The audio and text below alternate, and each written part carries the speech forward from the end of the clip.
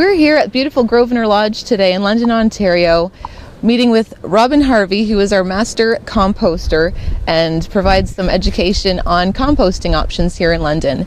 And today he's going to take us through our site here at Grosvenor Lodge and tell us about how he keeps it working so well. Welcome, Robyn. Good to be here. Yes, so what we do at this time of the year, we start off with what's available. Composting is always about taking advantage of what's there and using that to make soil. So at this time of the year, it's leaves. Leaves are everywhere, and we have so many of them and we don't know what to do with them. We're usually giving them to the city to take away. This is a new thing that I'm going to suggest, which is to keep them, store them on your own. So rake them up as we have here, and put them into a spot where you can keep them till the following year. In the spring, what happens is you have all these weeds coming up, and so you're weeding them out of your garden, and as you weed them out, you're going to mix them with the leaves that you gathered from last fall. The leaves are called brown and the weeds are called green, and all of your scraps from your dinner table and stuff like that, except for bones and eggs, are also green. So we're going to use these to layer them, and this is how we're going to make our compost. Great. Yes. Look forward to seeing how this all works out. So we start off very simply by just getting things like these leaves that are along the path here.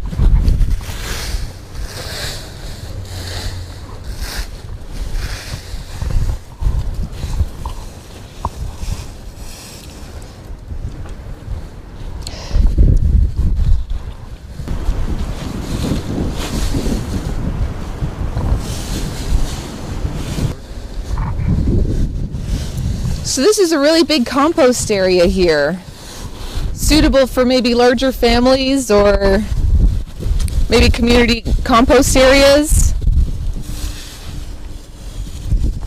Usually a group of neighbors would get together and cooperate on a compost pile this size. So Robyn's just raking up the leaves here, and it almost looks as if there's 3 piles going on here. Is that right? Yes, at this point, these piles are in different stages.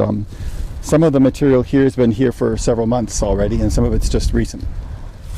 We really don't have to worry about how tall this gets. If we end up with 6 feet high of brown right now, that's fine. In the spring, we'll have green, and we'll move that pile out of the way, and we'll layer a layer of green, a layer of brown, a layer of green, a layer of brown, and it will work out fine. So the green kind of things that you could put in this compost would include what?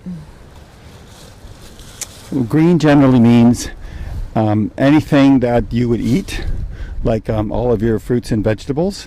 So all the husks off of your corn cobs and things like that. Can I include things like eggshells or things that are kind of harder?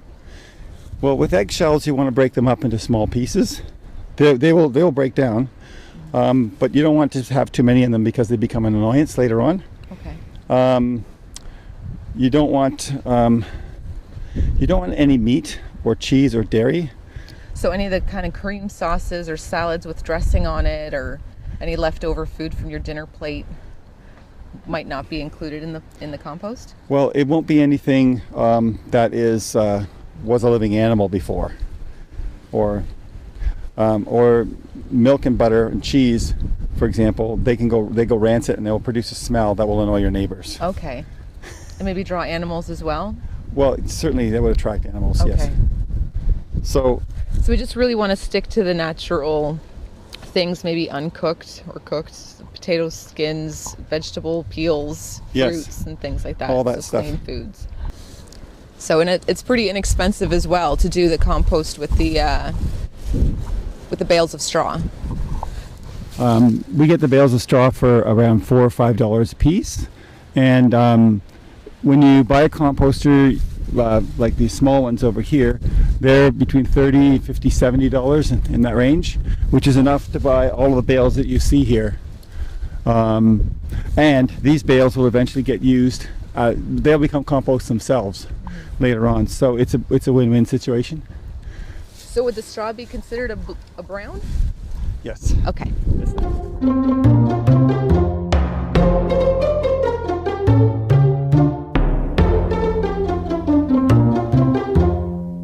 normally the compost in the summertime will heat up, but at this time of year in the fall and the winter, it's going to freeze.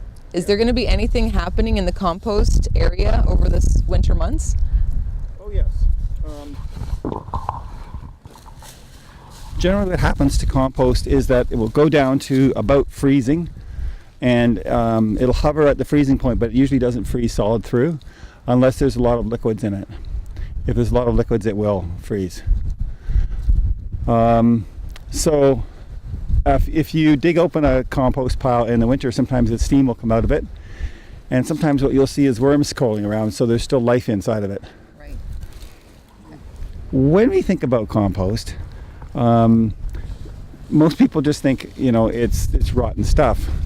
It's interesting though, because all of the things that you eat and you live that keep us alive come from certain dirt and soil, and compost is the conversion of this into dirt and soil. And so all life hinges on this conversion process.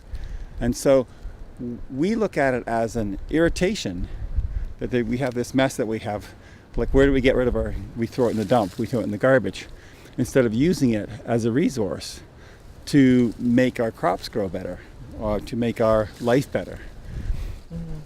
So we're missing out on something when we don't take advantage of that. And so I think the next generation is going to find that they think that their life is going to be around computers. It's going to be around dirt.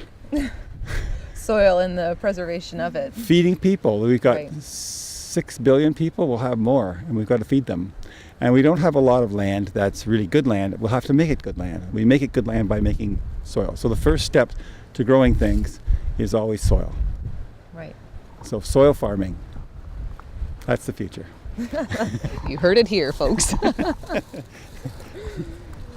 Is there any type of consistency that we're supposed to be looking for to tell us when our compost is ready to use in the flower beds or in the gardens? Yes, absolutely. You're right. So it looks like this, but if I squeeze it, you can see that it starts to form like a ball, like maybe a snowball. Right. Okay, and when I squeeze it, there's no water dripping out of it. So it's just enough moisture to make it bind, but not, and that's the way perfect soil forms.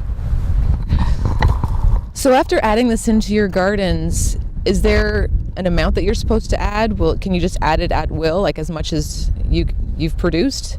You think of the soil being about 10 inches deep that the plants live in. 10% of that can be new compost. So 10-to-1 ratio is normal. This compost pile will probably be, when it's finished, about 6 to 8 feet high, and it will drop down to maybe just over a foot. So 1/8 of what you start out with. And out of that, we will screen out all of the broken sticks and things like that, and it'll be less than that. So what would be the problem in adding too much compost to your garden? What would you see?